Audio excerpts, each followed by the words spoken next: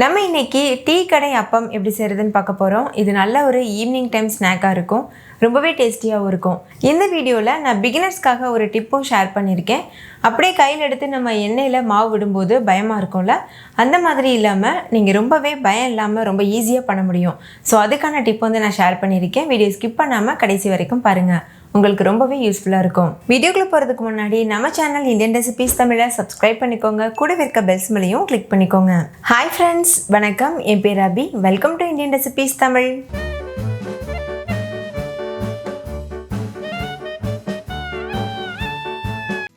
First இது பண்ணுறதுக்கு ஒரு மிக்சிங் பவுலில் ஒரு கப் அளவு மைதா எடுத்துக்கோங்க. நீங்கள் மைதாக்கு பதிலாக கோதுமை கூட யூஸ் பண்ணலாம், ஆனால் டீ கடைகளில் வந்து மைதாவில் தான் பண்ணுவாங்க. இது கூட அரை கப் அளவு ரவை, அரை கப் அளவு சர்க்கரை சேர்த்துக்கோங்க. 2-3 ஏலக்காயை நுணுக்கிட்டு சேர்த்துக்கோங்க. தேவையான அளவு உப்பு சேர்த்துக்கோங்க. நான் ஒரு 1/4 டீஸ்பூன் அளவு சேர்த்துருக்கேன். இப்போ இது எல்லாத்தையும் சேர்த்து நல்லா மிக்ஸ் பண்ணிக்கோங்க. நீங்கள் மெஷரிங் கப்பில் தான் அளக்கணும்னு இல்லை, வீட்டில் இருக்க ஏதாவது ஒரு பவுல், அப்படி இல்லைன்னா டம்ளர் எடுத்துக்கோங்க. அதில் நான் சொல்கிற எல்லா இன்க்ரீடியண்ட்டும் அளந்துக்கோங்க. இப்போ இதில் காய்ச்சி ஆற வச்ச பால் ஒரு அரை கப் அளவு சேர்த்துக்கோங்க. சேர்த்துட்டு நல்லா மிக்ஸ் பண்ணிக்கோங்க. அடுத்து தேவையான அளவு தண்ணி சேர்த்து நல்லா மிக்ஸ் பண்ணிக்கோங்க. தோசை மாவு பதத்துக்கு இதை நல்லா மிக்ஸ் பண்ணி எடுத்துக்கோங்க. அதுக்கப்புறமா நம்ம ஊற வைக்கும்போது ரவை வந்து தண்ணியெல்லாம் நல்லா அப்சர்வ் பண்ணிவிட்டு கெட்டியாகும். அதனால் தோசை மாவு பதத்துக்கு மிக்ஸ் பண்ணிக்கோங்க. மைதா மாவு யூஸ் பண்ணோன்னா தான் அப்படியே அந்த டீ கடையில் கிடைக்கிற சுவை கிடைக்கும். ஒருவேளை உங்களுக்கு மைதா விருப்பம் இல்லைன்னா நீங்கள் கோதுமை மாவு யூஸ் பண்ணலாம், டேஸ்ட் கொஞ்சம் மாறுபடும். ஃபஸ்ட்டு வந்து நல்லா கெட்டியாக கலக்கிக்கோங்க. அதுக்கப்புறமா இன்னும் கொஞ்சம் தண்ணி சேர்த்து மிக்ஸ் பண்ணிக்கோங்க. அப்போ தான் கட்டிப்படாமல் ஈஸியாக மிக்ஸ் பண்ண முடியும். ஒரு விஸ்க் இருந்ததுன்னா இந்த மாதிரி கலந்துக்கோங்க, சுலபமாக நம்ம மிக்ஸ் பண்ணிடலாம். விஸ்க் இல்லைன்னா நார்மல் கரண்டி வச்சு கலந்துக்கலாம். இப்போ ஒரு தோசை மாவு பதத்துக்கு மிக்ஸ் பண்ணியாச்சு. மூடி போட்டு மூடிட்டு ஒரு 10 நிமிஷம் அப்படியே இருக்கட்டும். 10 நிமிஷத்துக்கு அப்புறமா ஓப்பன் பண்ணி பாருங்கள், நல்லா கெட்டியாக இருக்கும். ஸோ மறுபடிக்கும் இதை நல்லா கலந்துட்டு அதுக்கப்புறமா நம்ம வந்து போண்டா செய்ய ஆரம்பிக்கலாம். இப்போ இது ஒரு உரமாக இருக்கட்டும். போண்டா பொரிச்சு எடுக்கிறதுக்கு எண்ணெய் நல்லா சூடுபடுத்திக்கோங்க. ஒரு கடாயில் எண்ணெய் சூடானதுக்கு அப்புறமா ஒரு குழிக்கரண்டியை இது போல் நல்லா சூடுபடுத்திக்கோங்க எண்ணெய்க்குள்ளே வச்சு. இந்த ஸ்டெப் வந்து முக்கியமாக பிகினர்ஸ்க்கு ரொம்ப யூஸ்ஃபுல்லாக இருக்கும். டைரெக்டாக எண்ணெயில் நீங்கள் போண்டா செய்யாமல் இது போல் கரண்டி வச்சுட்டு செஞ்சிங்கன்னா அப்படியே டீ கடையில் கிடைக்கிறது போல் ஷேப்பும் கிடைக்கும். நீங்கள் வந்து டைரெக்டாக எண்ணெயில் விடும்போது பயமாக இருக்கும், அந்த பயமும் இருக்காது.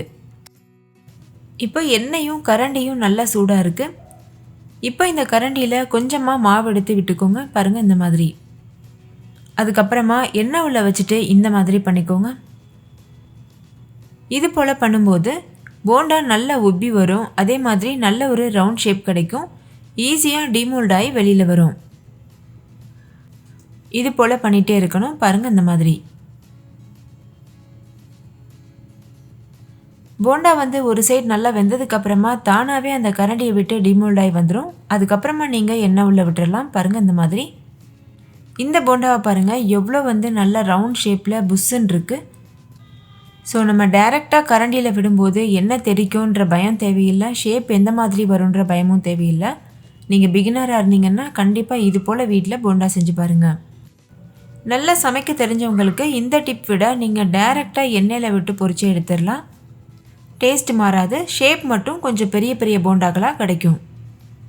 இப்போ இதே மாதிரி மீத இருக்க எல்லா போண்டாவையும் நம்ம பொரிச்சு எடுத்துடலாம்.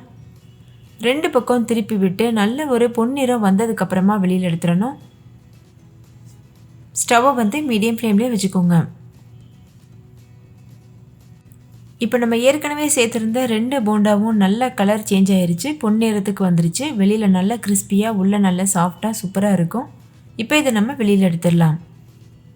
நீங்களே பாருங்கள், எவ்வளோ கலர்ஃபுல்லாக பெர்ஃபெக்டான ஷேப்பில், பார்க்குறதுக்கு அப்படியே கடையில் வாங்கினது போல் இருக்குல்ல. நல்ல கமன்னு வாசனையோட, டேஸ்ட்டும் அப்படியே பக்காவாக இருந்தது. ஸோ கண்டிப்பாக ட்ரை பண்ணி பாருங்கள்.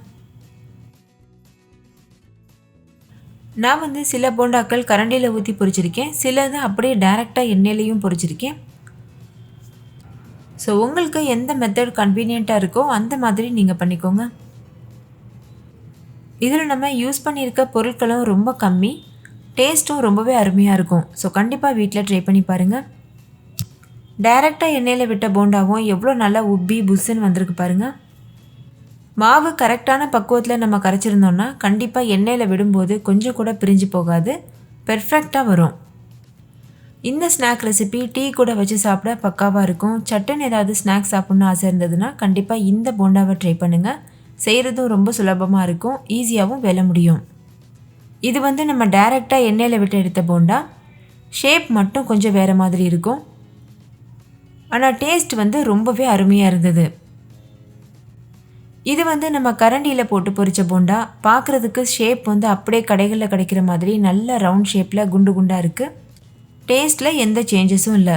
ஸோ கண்டிப்பாக இந்த 2 மெத்தட்லையும் நீங்கள் வீட்டில் ட்ரை பண்ணி பார்த்துட்டு உங்களுக்கு எந்த மெத்தட் பிடிச்சிருந்ததுன்னு கமெண்ட்டில் சொல்லுங்கள். டேஸ்ட் எப்படி இருந்ததுன்னு கமெண்ட்டில் ஷேர் பண்ண மறந்துடாதீங்க. ஓகே ஃப்ரெண்ட்ஸ், இந்த டீ கடை அப்பம் உங்கள் எல்லாருக்கும் ரொம்ப பிடிச்சிருந்தா லைக் பண்ணுங்கள், உங்கள் ஃப்ரெண்ட்ஸ் கூடவும் ஷேர் பண்ணுங்கள். நீங்களும் வீட்டில் செஞ்சு பார்த்துட்டு டேஸ்ட் எப்படி இருந்ததுன்னு கமெண்ட்டில் சொல்லுங்கள். தேங்க்யூ, பாய்.